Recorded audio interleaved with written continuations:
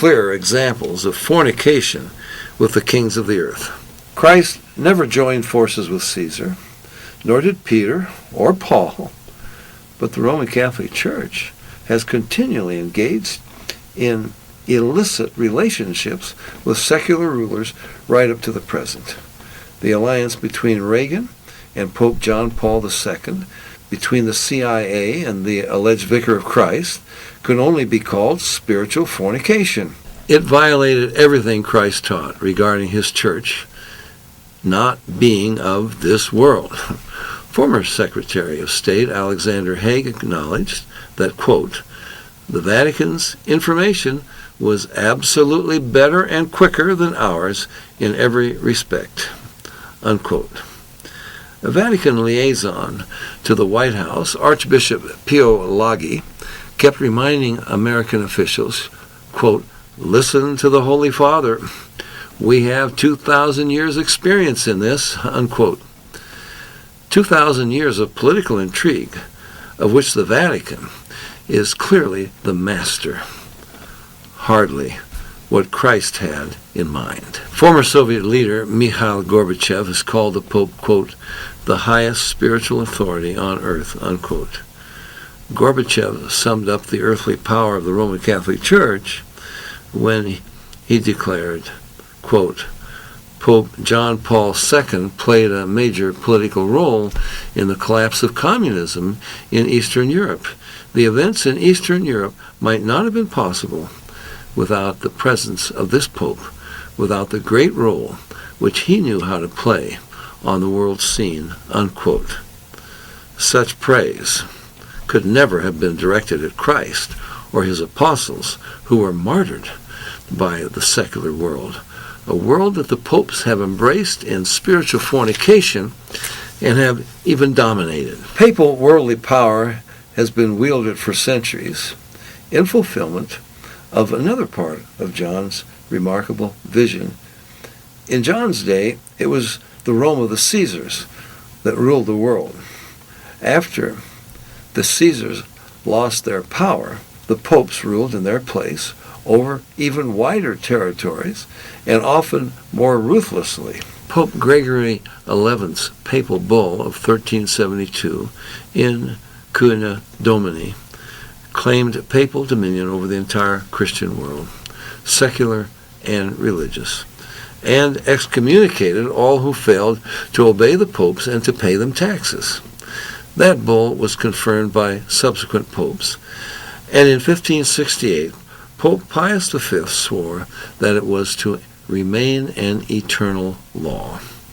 Pope Alexander VI drew a north-south line down the global map of that day, and in the name of Christ, who possessed nothing on this earth but his robe, he gave Africa, India, and Asia to Portugal, and the newly discovered North and South America he gave to Ferdinand and Isabella of Spain, on the condition that the native inhabitants of those lands must be made to join the Roman Catholic Church and pay taxes to the popes. Rome's dominance in Latin America remains to this day, nor is empire building relegated to the past. The Second Vatican Council in Lumen Gentium on November 21, 1964, declared that, quote, the Catholic Church ceaselessly and efficaciously seeks for the return of all humanity in all its goods under Christ, unquote, meaning, of course, under the popes, Christ's alleged vicars. Pope Alexander II decreed that Harold, the lawful king of England, was a usurper. He excommunicated him and his followers and gave the throne to William, Duke of Normandy.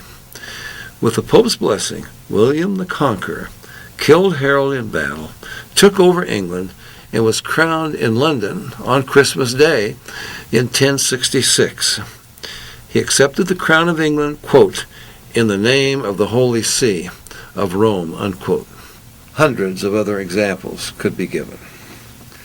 There can be no doubt at all about Catholic Rome's identity as the city known as Babylon, built on 7 hills, which committed spiritual fornication with the kings of the earth, and which reigned over the kings of the earth.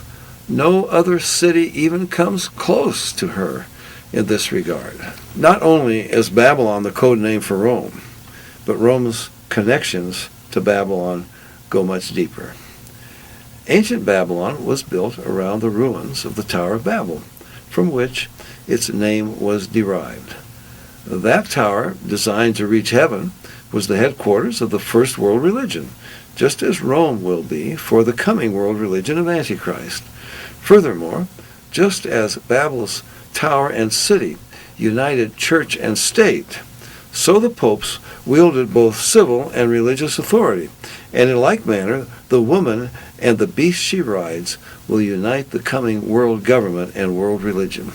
With its attempt to reach heaven by steps of its own making, Babylon was the ultimate works religion. And so it has always been in Roman Catholicism. Salvation is unquestionably by works.